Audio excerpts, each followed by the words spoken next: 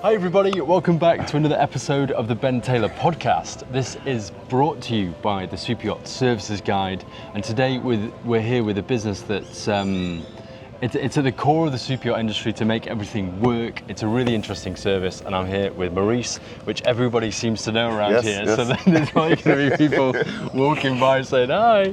But Maurice, what do you do? Let's have some context first. Ben, nice to meet you first. Yeah, you too. I'm Maurice Belgrave from Maurice Underwater Services, Antigua.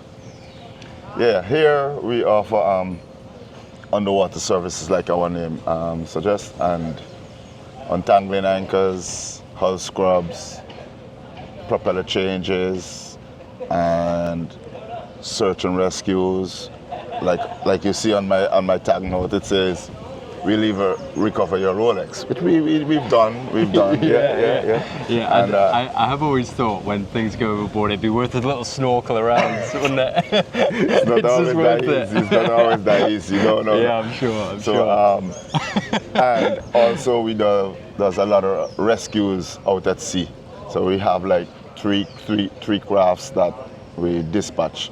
I'm always like the head of it. And they're just dotted around Antigua, so wherever around like coastal waters, wherever there is an emergency, we work along ACYS most of the time. My VHF radio, which is the boat-to-boat contact communication, so that's right by my bed, and I have a loudspeaker there, so it's always on. I'm always listening. Even it's like a automatic recording, so you put the word bomb in the same line with president. Yeah. 3 o'clock in the morning I will jump out and head out to sea. And you're there, for you're rescues. on site, you go and help. Okay, and so let's talk about how you kind of helped the blatters. And in doing that, you then discovered the Superyacht Services Guide, and that's kind of how this started. That went way back. I think Tristan was like 2 to 3 years old. I saw Tristan a few days ago, like Tristan is old. I'm looking up here. So Tristan, Andrew, and Caroline, they had a little yacht here, liveaboard. And one day Andrew was, the usual Andrew, busy doing what he was doing, and she tried to move the boat, and the anchor got stuck. And I said we more offer a service rather than a business, because we help 80% of the people most of the time, whether we give information or we assist. You just try and help, like every way. The commercials, the money, there's a the bit, money will come. It's not why you're doing it. You just help people out. It's a part of me, helping, sharing. So I was there, and she tried to move the boat by herself, and her anchor got stuck. I said, I'll get it for you. No, you don't have to. I said, I'll get it for you. Jumped over, pick up the anchor, and she went there. And then she came back to me, and she was so thankful. Caroline and Andrew, man, these are champions. And she said, you know what? We're doing this Superyacht publications that the book was about. A few pages. And she said, she asked me, how can I pay? I said, money? No, come on. I said, Maurice, we need to, She said, tell you what, we'll offer you a page in the Superyacht publications. And I thought, that's a good idea. That's a good idea. And we went for it.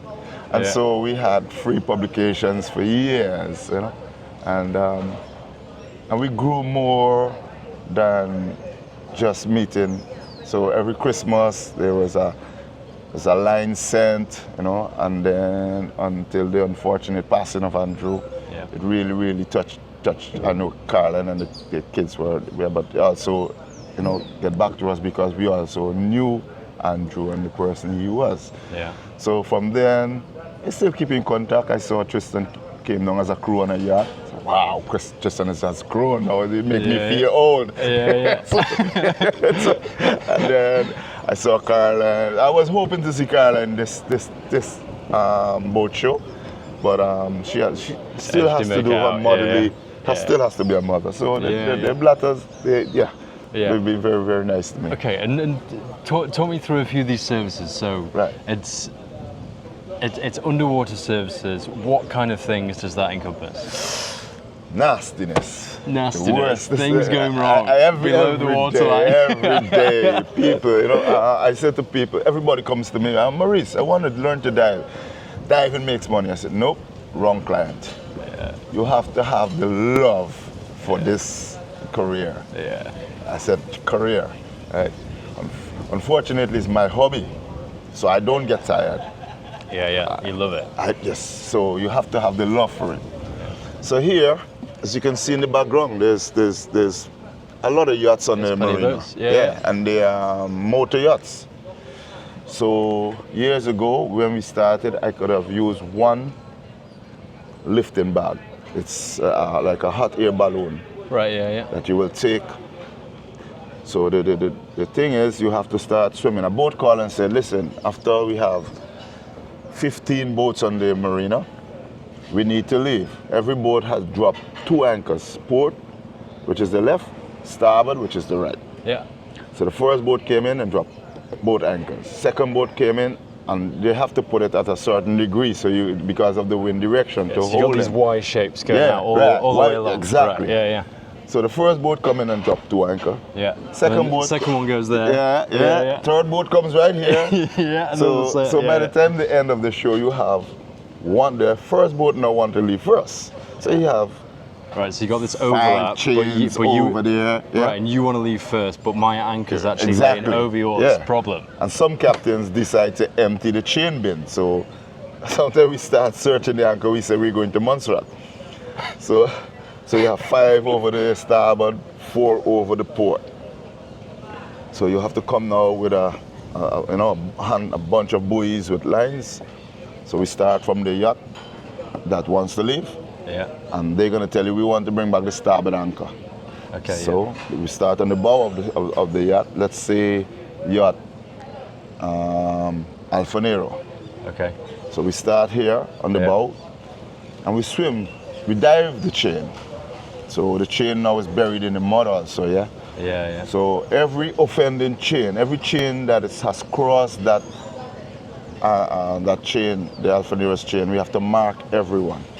So you'll see from the bow of the boat now, you'll see a series of buoys, and every one of those buoys are offending chains. Right. Okay. So it's like a series of balloons. Right. But no, not just the anchor. These are just little buoys. All right, just to mark. Just normal buoys. Yeah. Right, okay. Just to show me. So the buoys on the surface, not floating. Not Right, okay. as yet. Right, okay, yeah. So these are just marking where the chains cross. Okay, yeah. Where the chains cross, the anchor that you want to lift. Okay. Then you put one on the anchor. Then you surface again. Now is the time you get the balloon lifting bags. Yeah. Parachute style, you know. Just Yeah. picture the parachute, and that is what it is. So then you take it down. These anchors are dug into the mud. Yeah. So we take down this bag and you thread it onto the anchor. Come back, you get a tank, and take the tank down, and then you inflate the bags. So. Like straight from the tank. Yes, like yes. We used to use take our regulator and sit there. Right, yeah. Yeah, can't really do that anymore. It takes too long. It takes too long. You know? So and you can't breathe. Yeah, exactly. So no, I find a way, which is not the right thing to do. But every so often you have to take the valves off and make sure no water in the tank. Yeah, of course. Different story. It's a long process. Yeah, but then you inflate the anchor now. Here the sweet part of this. So the anchor that you're trying to lift is 600 kilos. The bags that we just add to it is 1,000 kilos, sometimes 2,000 kilos, 2,500 kilos. Wow. And that's their lifting capacity. That is a lifting now. So there's what, 1,000 liters of air in the bag, which is like a ton, 1,000 kilograms of upwards. So it's gonna. You take this bag all deflated, you tie it on. Yeah. And when you start to inflate it, it looks as like a hot air balloon ready to take off. Yeah. The good thing about Falmouth Harbour, you can actually see the visibility is good. Yeah. In some parts of Antigua, you cannot see that. Yeah. So let's talk about what we can see now. So You inflate this bag. The anchor is 600 kilos. The bag is 2,500 kilos. So, but because the anchor is so dug in, you need that power to break out from the bottom, from the seabed. So this suction into the seabed. No, because the anchors they have flutes. Right, so it's just dug into the seabed because the weight of the chain and everything, and they winch it. And then the boats pulled it back. Exactly. Right? So sometimes you don't even see the anchor. The anchor is dug into the seabed. You can only feel where the chain connects to the anchor. It is so dangerous. So we then connect the bag to it, and you inflate the bag. But now the boat is to the east of you, and the chain is running back to the boat. So you have to stay behind of the anchor. Yeah, of course. Because of course, when this break out, it's going to break out with such a speed, it's going to hit and jump forward. So it's like a rope with tension in it. You don't want to just suddenly release it because there'll be a jerk. It's gonna go. You cannot control that because it's so dug into the seabed that you cannot say I'll put five pounds of lift on it and it's gonna come out. You have to crank it up, and then the bag is gonna break it out from the seabed, just like this big rush to the top. So you have to make sure your nuts are clear. You're not in the way. Yeah, exactly. Don't be in the way. Exactly. Yeah. So it's gonna rush, and because of the expansion of the air, so it's gonna go fast. Speed is gonna increase. It's actually gonna accelerate up.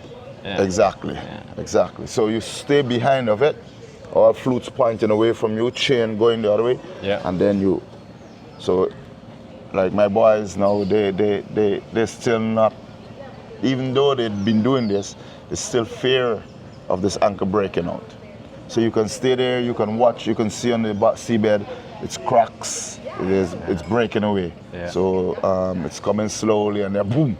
Right, so you got to be patient. Yes. You set it and you say, right, no more, stay back. For me, I want it go because I got another job to do. Yeah, of so course, I crank it up, full that bag and then boom, to the top. Right, okay, Yeah. So then once it gets to the top now, you take your time, you come to the top, and then you signal the guy on the bow of the boat now to take up. Yeah. So he's gonna start winching in until you reach. Just like normally would.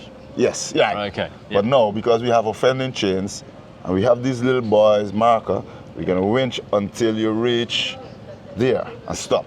Yeah. Then you have to get a second bag, go down now, and float the chain, the offending chain. Yeah. You float that chain, so that chain now is hanging there. Then you deflate the bag with the anchor. Right, okay. So, So that's gonna drop the anchor to the seabed. Yeah. And you tuck that bag underneath the chain that you just lift. Why are you doing that? Because you're clearing that chain. Right, okay. So when it was initially lifted, you were crossing over another anchor. It's been lifted. It's now been pulled in enough to be on the right side of the anchor. Remember when we started, we marked every offending chain. Yeah, with the boys. Yes. Yeah. So this offending chain, we need to get this anchor past that offending chain. So we have to lift this chain and pass it underneath. Right, okay, yeah. So you deflate the bag that you can work with. Yeah. You tuck it under the other side of the chain, the offending chain that you just lift. Yeah. Then you re-inflate again. Inflate the anchor bag again. Yeah. So you do that again and take up again until you reach the next offending chain. You lift that chain again, you deflate the bag with the anchor, you pass it underneath, you inflate on the other side, and slowly, yes. Back home. For me, in 30 to 45 minutes, I can get you going. That sounds pretty quick, actually. Yes. Yeah. Sometimes the trick in it depends on the distance between the two offending chains. You can actually get them to winch the anchor, push these two offending chains together and make one lift. So when I clear that lift, there's two chains I just clear with one lift. Sometimes you can watch the breakout but sometimes it just go. With that, all you have to do is hold on to the bag, spit your regulator out, breathe out as fast as you can, empty lungs, and you ride it to the top. Luckily, we only have like 33 to 36 feet out here. The riders be so nice. Yes. You don't want that to be 25 meters. Yeah. Imagine you have a 600 kilo anchor and you put on 1,000 kilo and it doesn't move. You have to come to the top to get a second bag because you don't go back to that first bag. Exactly. Yeah. It's so dogging. The first bag they move it. Second bag you have to go back there and tie the second bag. Now you tie in the second bag and you're watching you're watching, I don't know, you're watching, you're looking 360. Yeah. I don't know if it's 360, but you're looking everything the same time. Yeah. So you're concentrating on tying this bag. Then you start fulling the second bag. So now 600 kilos now have on 2,000 kilos of lift. Yeah. When that break out, it's gonna fly. It's gonna fly. As the bag start rising, the area in the bag expands, and so the speeds up. So you start at 5 miles per hour. By the time you get to the top, you're doing 15 miles per hour. There's about 3 or 4 atmospheric we have. Yeah. So it's a ride. So in that case, you don't want to get hit because it just break out without any signaling. Yeah. You don't want to get hit. So you just hang on to the bag and you have to empty your lungs because you have to the air in your lungs is going to expand. Yeah. And you don't want to rupture your lungs. So breathe out like you have pop. To scream your way to the top. Yeah. And then because you get the 2 bags came up and you were between the 2 bags. God, you don't even film about that stuff. Yeah, no, I tell you, if you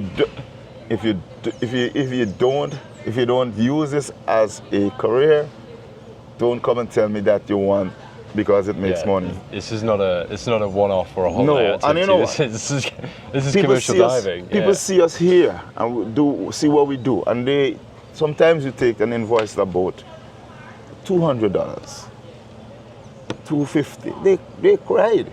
They know that's expensive, but they don't know. Sometimes I go with one boy and I swim that chain, and in my head I'm counting every chain that crossed that anchor. Yeah. And it's like I'm taking a GPS position on every chain. Yeah. So I go straight to the anchor. So all this marking, no. Yeah. So you as a captain, you wouldn't see what I saw. Yeah. So I go straight there and I lift that anchor, boom. I say take up, and I can feel I'm hanging on the bag there as I take up, and I can feel when it actually reaches the fending chain. Yeah. And then I know I can stop them because I know I come up against our fending chain. Yeah. So you there and you don't know how many chains we just clear. Yeah. There's a boat called Solimar. He had 5 on starboard, 4 on port, 9 chains. And within the hour after the boat show, he sailed off. And they went on charter and they came back and he brought me back. He called me when they came back after charter.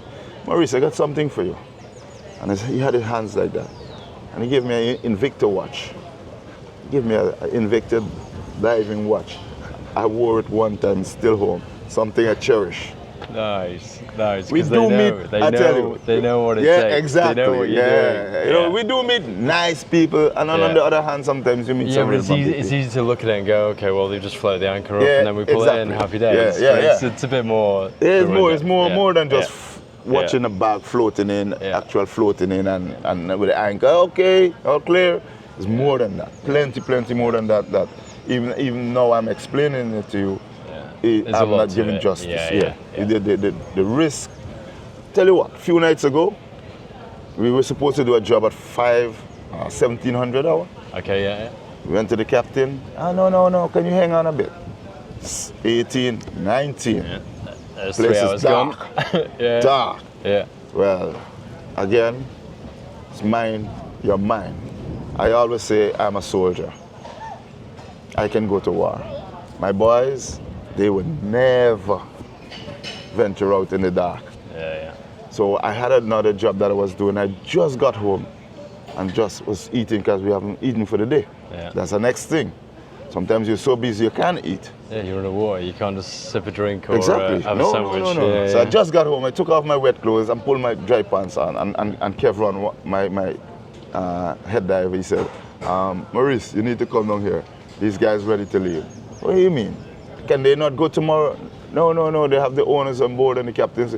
But Okay, pull on back my wetties, came down to the harbor. So 8 o'clock at night, I was lifting anchors. Now, the anchor was on the Batello, like a 80-meter motor yacht. Wow.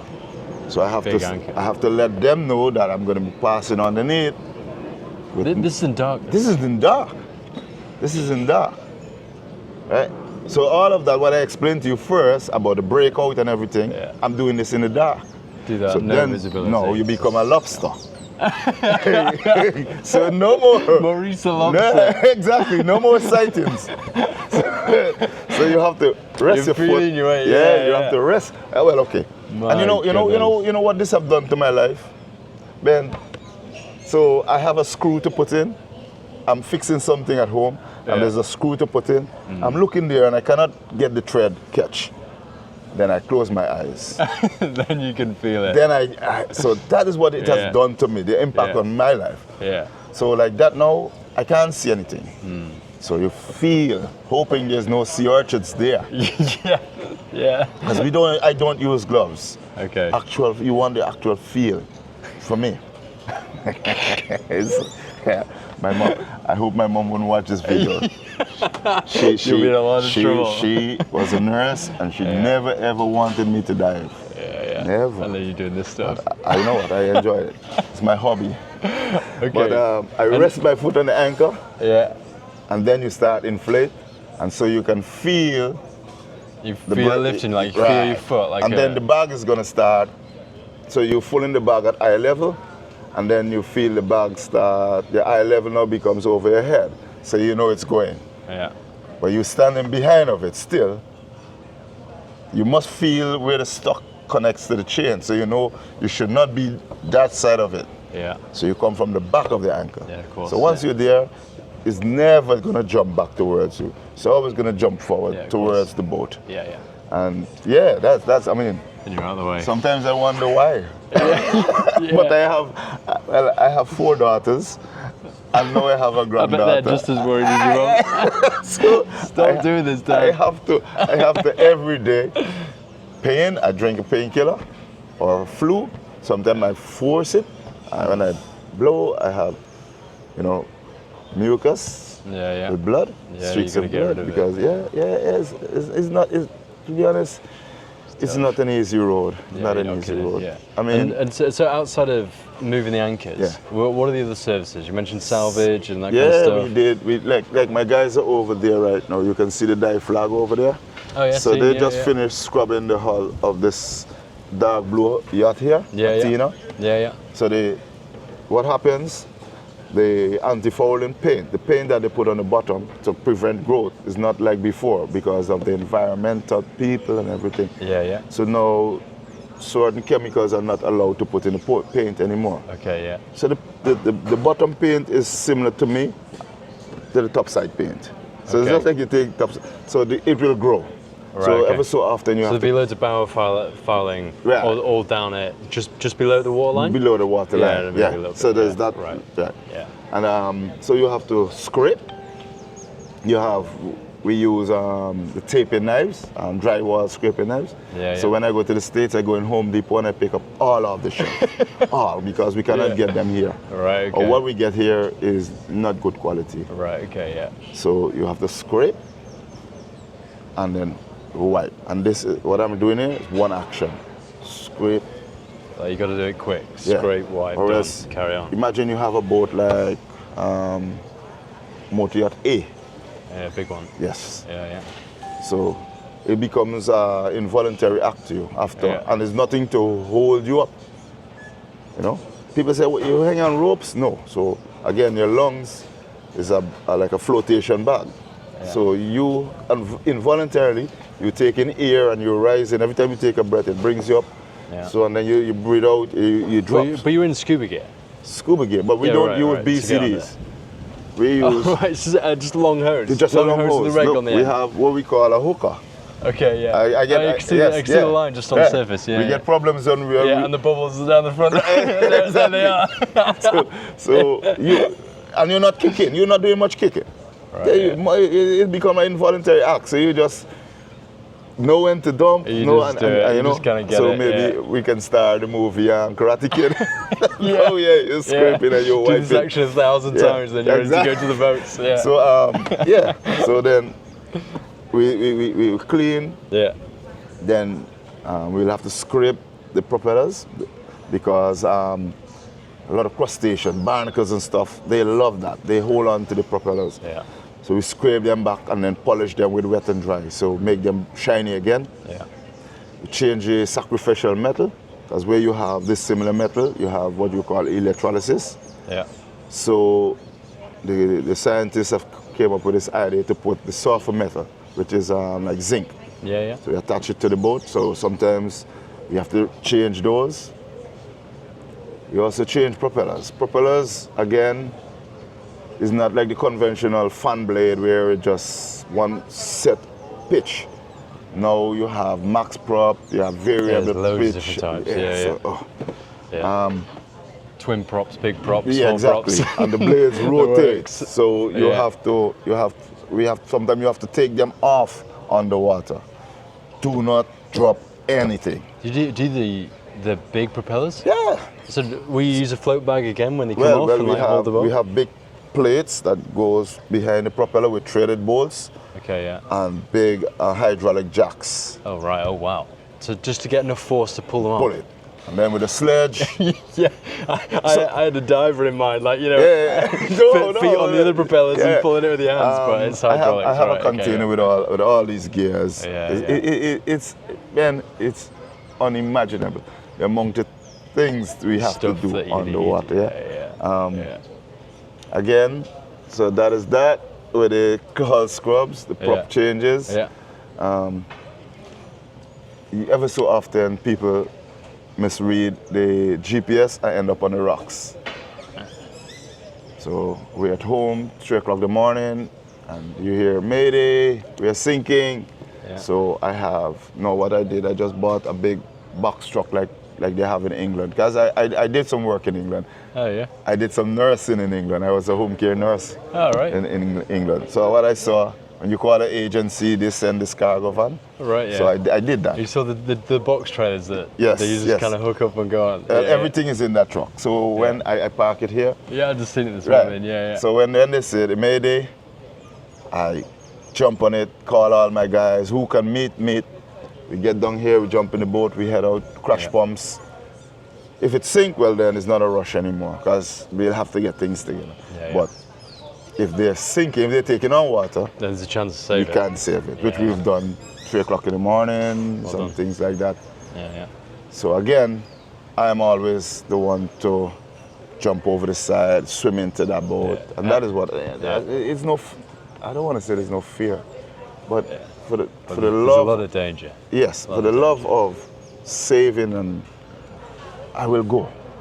I will swim through the reef with a rope behind me, and find the strong point in the boat. Sometimes you have to take the rope right around the boat. Because I've been doing this for years with a guy called John Bentley. And my job was always the young and strong to tie 600 feet 2-inch line around my waist and swim into the reef. And then they on the tug and they'll pull. And I'm always on a sinking boat. But I've learned.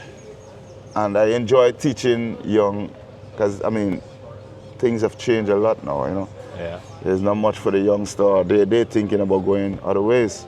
And so I find it very hard Yeah, it's fulfilling. to teaching. Fulfilling its purpose. Yes. Yeah. So, Yeah.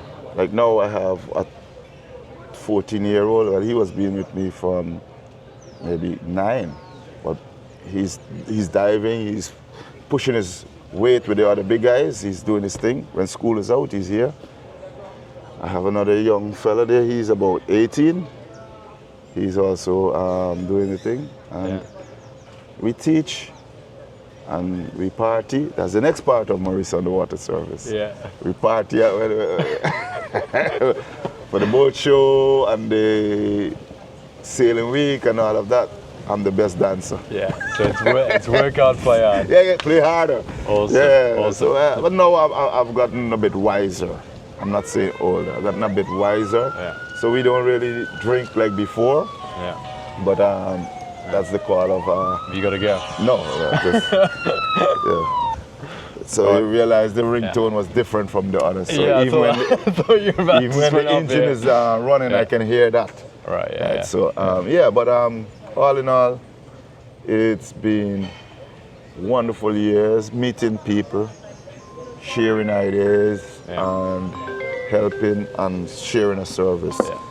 And for the Superyacht Publications, I want to say very thank you to Superyacht Publications for what they're doing. I saw they expand right up to the north, to the south, so they spread. Now the books are much thicker now. Yeah. Which means I call it the Yachting Bible.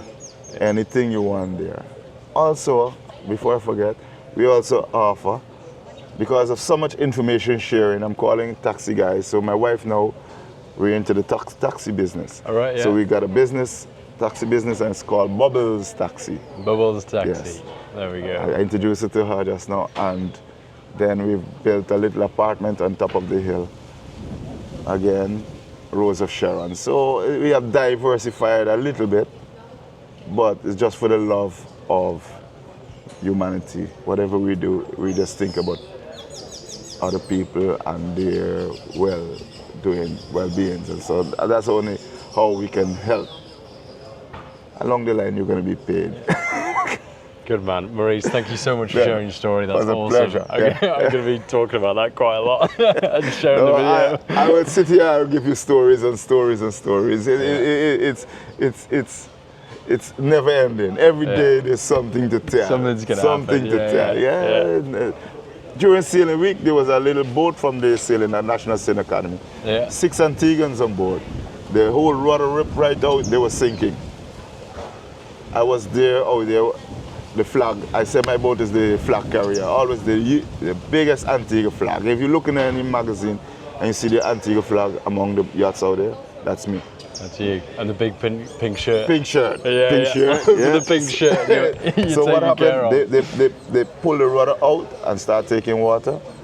And only how I could have saved their lives was I had my wetsuit. I wasn't diving. I wasn't wearing my wetsuit, so I stuffed that in the hole. Yeah. Took them on board, saved the 6 young Antiguans. So You're the man, stories and Maurice. stories and stories. Yeah. Maurice, thank you so much. Ben, Thanks for coming on yes. the podcast. Love it. Yes, Carry thank on you. doing what you're doing. I'll see you next year. Hopefully you're still here. I hope so, fingers crossed. Yeah. No, that's great. Yeah. Everybody, if you enjoy content like this, make sure you're following here to see plenty more of it. All being well, we'll see you again next time. We've been speaking to Maurice Underwater Services. If you're ever in Antigua, come and meet Maurice, come and use their services. Yeah. Why not? They can help. All being well, we'll see you again next time. Bye for now. So it's Maurice, aka Maurice. They call me Maurice because of the phonics of my name. So you will see, if you look from behind, you will see Maurice. If you look in front, you will see Maurice. It's the same person. There we go. All right, awesome. See you, everybody. Thank you. Bye. Yeah.